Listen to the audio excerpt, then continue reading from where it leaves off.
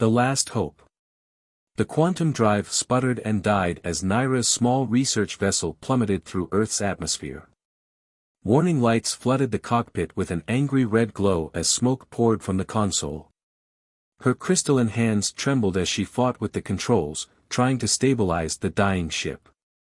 The pursuit vessels had damaged her engines before she managed to make the desperate jump to this remote solar system. Impact imminent, the ship's AI announced with mechanical calm. Survival probability, 18.7%.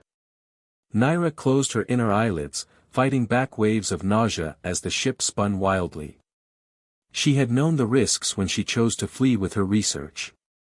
Her people, the Visari, had once been peaceful scientists and explorers. But the new regime had twisted their quest for knowledge into something darker. When she discovered their plans to weaponize her regenerative therapy research, she had no choice but to run. The ground rushed up to meet her ship with devastating force. Metal screamed as the hull tore apart, throwing Naira against her restraints. Pain exploded through her body as fragments of the cockpit sliced into her iridescent skin. The last thing she saw before losing consciousness was Earth's moon hanging in the night sky, impossibly beautiful and strange. Hours passed in darkness. Naira drifted in and out of awareness, her body's natural healing abilities struggling to cope with the severity of her injuries. Her lower limbs were crushed, crystalline bone fragments scattered across the wreckage. Without proper medical attention, she would never walk again. Even worse, the quantum core was breached, bathing her in radiation that was slowly poisoning her unique biology. Through the haze of pain, she heard movement outside the wreckage. Her hearts began racing in terror. Had the Visari pursuit ships found her already? She tried to move, to hide, but her body wouldn't respond. The sound of metal groaning filled the air as someone began cutting through what remained of the hull. "Hello? Anyone alive in there?" A gruff human voice called out. Not Visari then. But that might be even worse. Earth was a primitive world, barely beginning to explore their own solar system. How would they react to an injured alien in their midst? The voice came closer. "I'm coming in. Don't be afraid, I'm here to help." Moonlight flooded the cockpit as a section of hull was pulled away. Through blurred vision, Naira saw a human male peering down at her. His face was weathered but kind, showing concern rather than fear or hostility.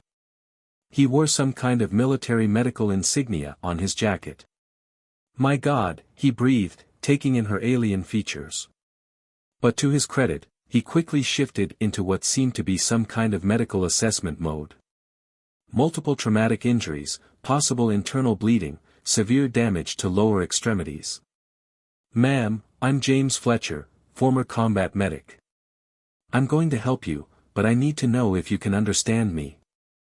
Naira managed a weak nod, grateful for her species' natural ability to comprehend languages through brainwave patterns.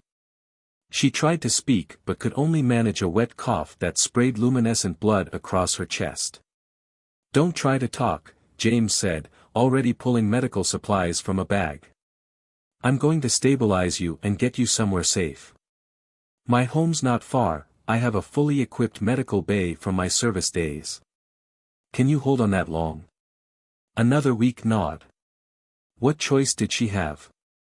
Her own people had betrayed her, and now her only hope lay in trusting this strange human who looked at her with such unexpected compassion.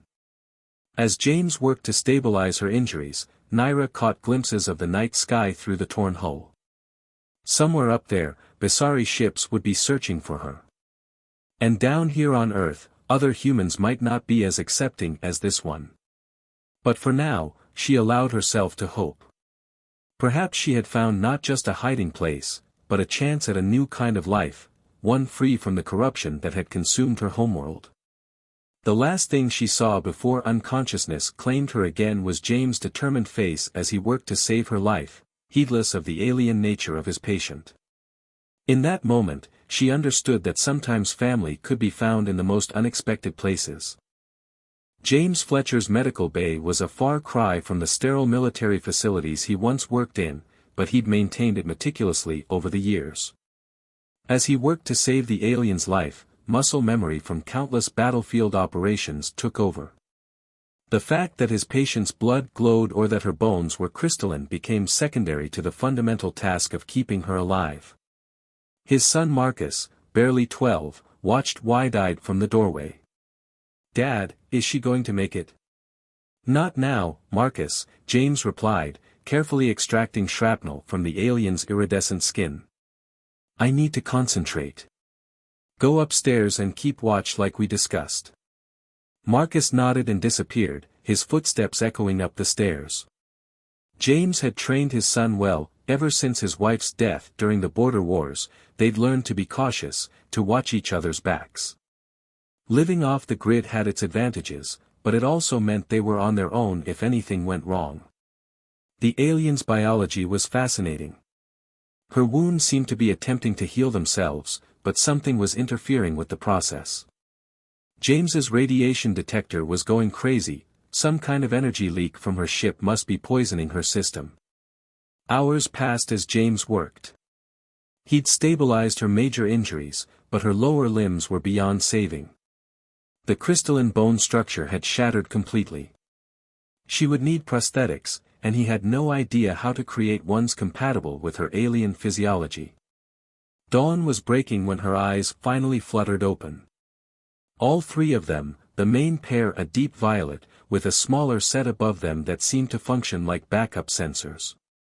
She tried to move and immediately winced in pain. "Easy there," James said softly. "You're safe, but you've been badly hurt. I'm James Fletcher, and you're in my home. Can you tell me your name?"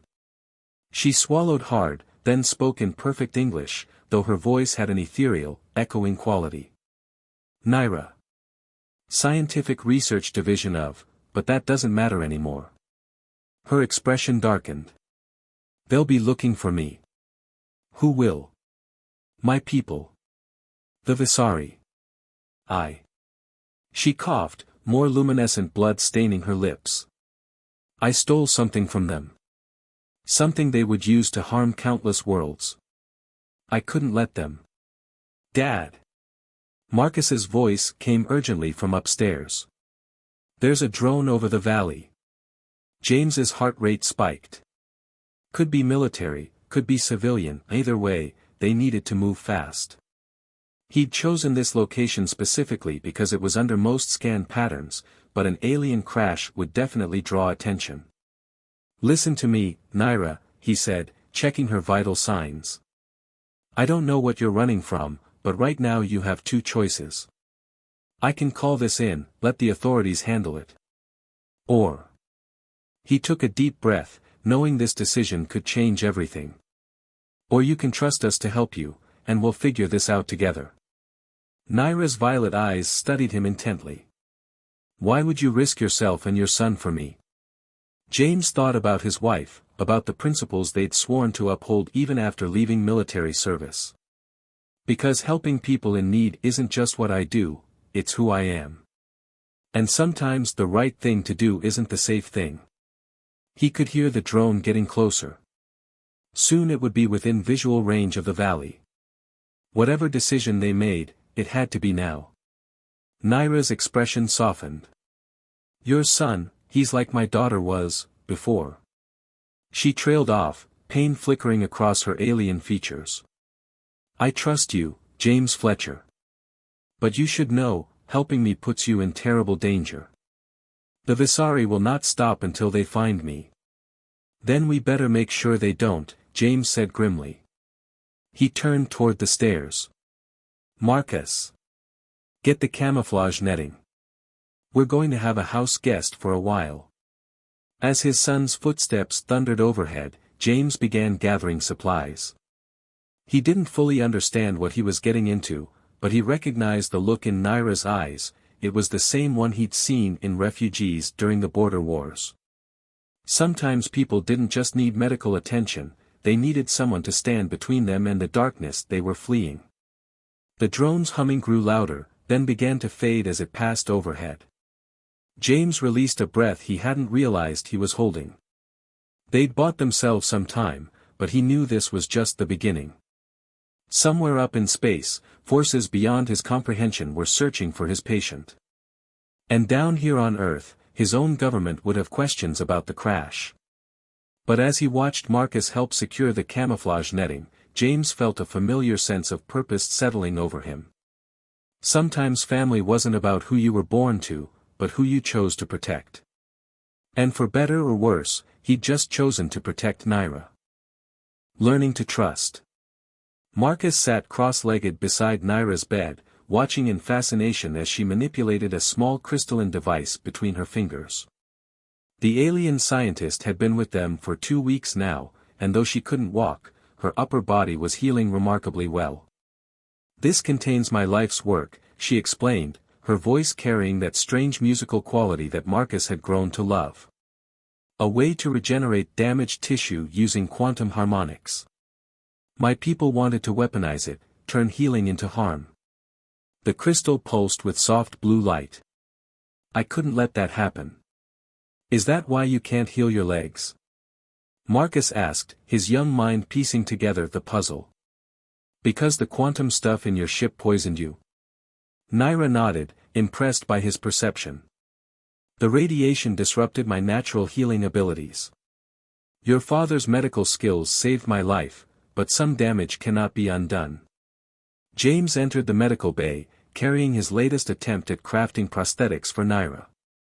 He'd been combining salvaged alien tech from her ship with his own medical knowledge, working through endless frustrating failures. "Ready to try again?" he asked, holding up the crystalline metallic hybrid legs. Naira's expression was grateful, but Marcus could see the fear in her eyes. Previous attempts had caused her considerable pain. Still, she nodded bravely. As James worked to attach the prosthetics, Marcus held Naira's hand. Her crystalline fingers were cool to the touch, but they squeezed his hand with very human warmth. Suddenly, their perimeter alerts began blaring. James froze, his hands still on the prosthetics. Marcus rushed to the monitoring station they'd set up. 3 vehicles coming up the access road, he reported, his voice tense. "Black SUVs. Government plates." "They found me," Naira whispered, terror creeping into her voice. "Just like they found my daughter when she tried to help me escape." James moved with military precision, gathering essential supplies. "Marcus, Protocol Echo. Now." Marcus nodded, pulling up the floorboards to reveal their escape tunnel.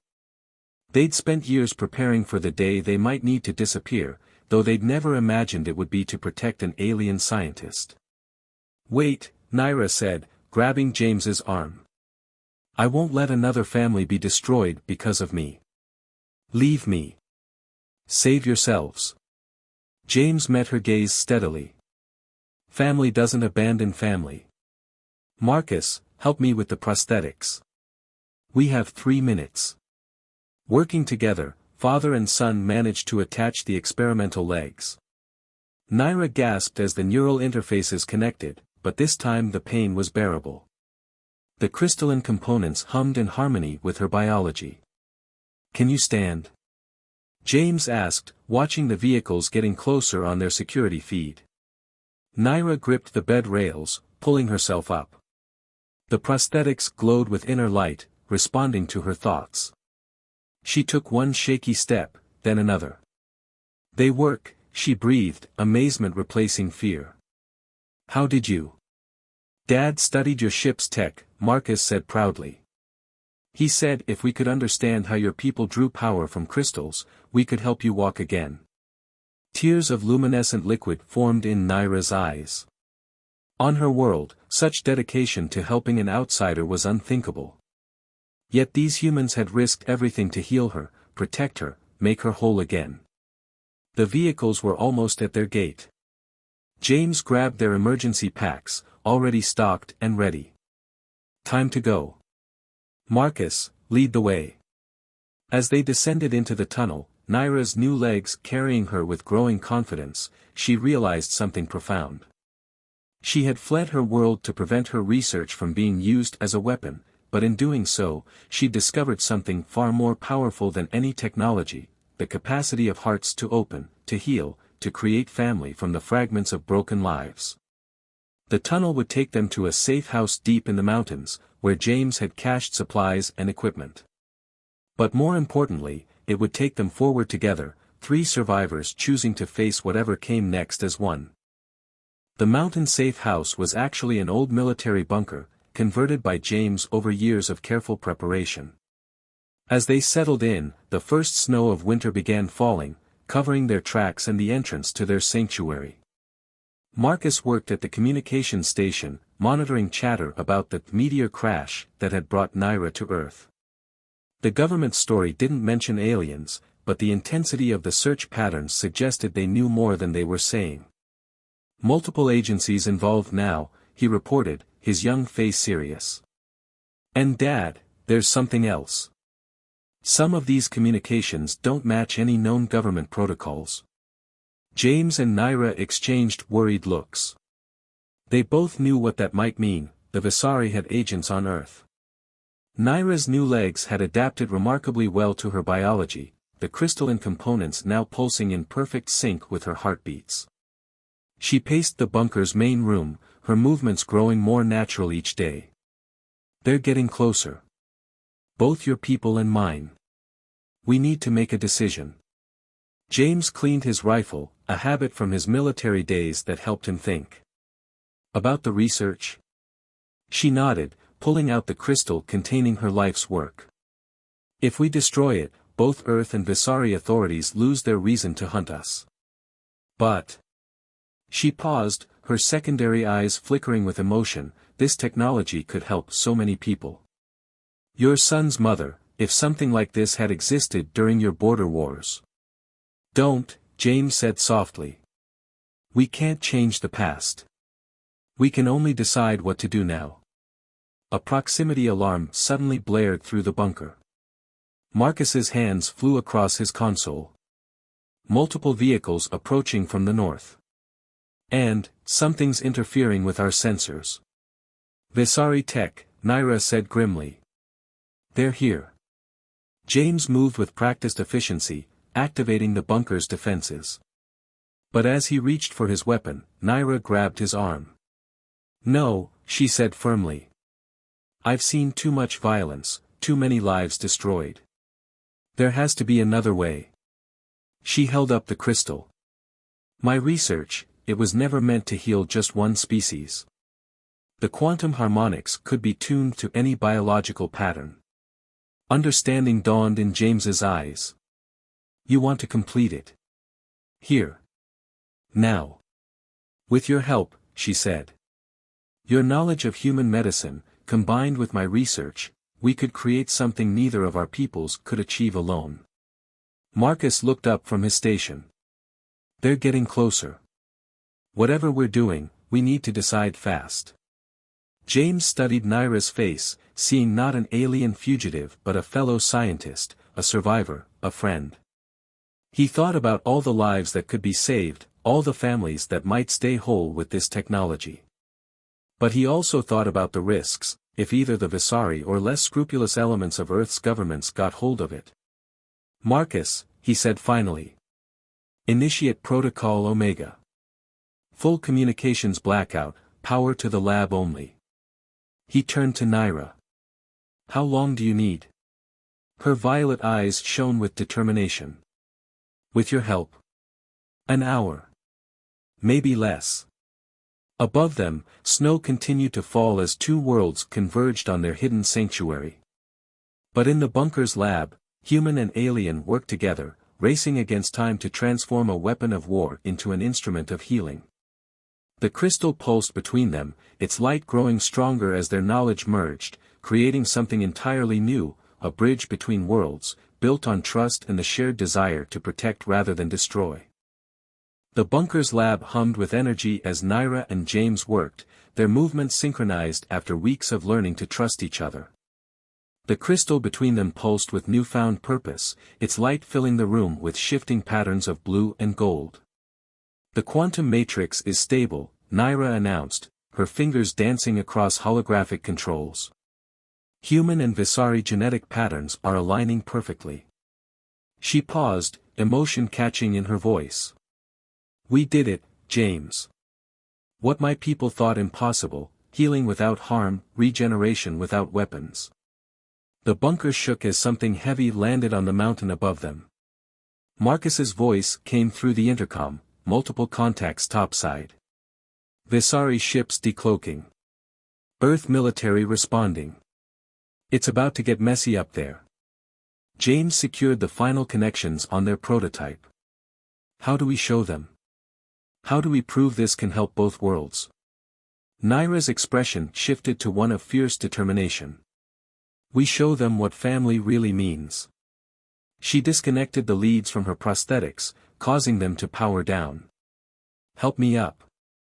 Understanding her plan, James supported her as they made their way to the bunker's entrance, Marcus joining them with the prototype. Above, they could hear the standoff between Earth's military and the Visari ships, neither side willing to fire first. Now, Naira said softly. James hit the door controls. Cold mountain air rushed in as the entrance irised open. Outside, Earth soldiers and Visari warriors had their weapons trained on each other, snow swirling between them. Naira stepped forward, deliberately falling to the ground without her prosthetics. A gasp went through both groups as she lay there, vulnerable and unarmed. Is this what we've become? She called out, her voice carrying to all present. Visari, children of the crystal stars, reduced to hunting our own. Humans, so young and yet so willing to stand for what's right, will you let fear turn you from that path? She held up the prototype. Look what we can achieve together. Not weapons, not war, but healing. Watch. The device activated, quantum harmonics filling the air with crystalline song. Light enveloped Naira's damaged legs, and before everyone's eyes, new tissue began to form, infused with the same crystalline structure as her prosthetics had been. Within minutes, she stood on her own restored limbs, living proof of what cooperation between species could achieve. My daughter died because our people forgot that progress without compassion is meaningless, she continued. But here on Earth, I found something we'd lost, the understanding that family isn't about blood or species or duty. It's about choice. Every day, we choose who we protect, who we trust, who we love. James and Marcus stepped forward to stand beside her, a human father and son with their alien friend, their unlikely family forged in crisis and sealed by choice. The Visari commander stepped forward, lowering his weapon. The council said you stole weapons research. But this. He gestured at Naira's healed legs. This is what our people were meant to be. The Earth military commander followed suit, ordering her troops to stand down.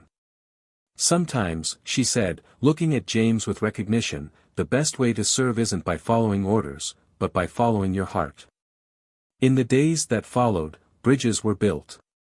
The quantum healing technology was shared under careful protocols, with both human and Visari oversight. Naira was granted asylum on Earth, though she traveled often between worlds, teaching others that science could serve life rather than death. But she always came home to the mountain, where James and Marcus waited. Their family grew as others came seeking healing, humans, Visari, and eventually other species. Their home became a symbol of what was possible when people chose to trust, to help, to love across the boundaries of worlds. Years later, Marcus would write in his journal, "Mom died protecting others in the border wars. We thought our family was broken forever. But sometimes the universe has other plans. Sometimes it sends you exactly who you need, from the furthest reaches of space, to remind you that family isn't about where you're from. It's about who you choose to become, together."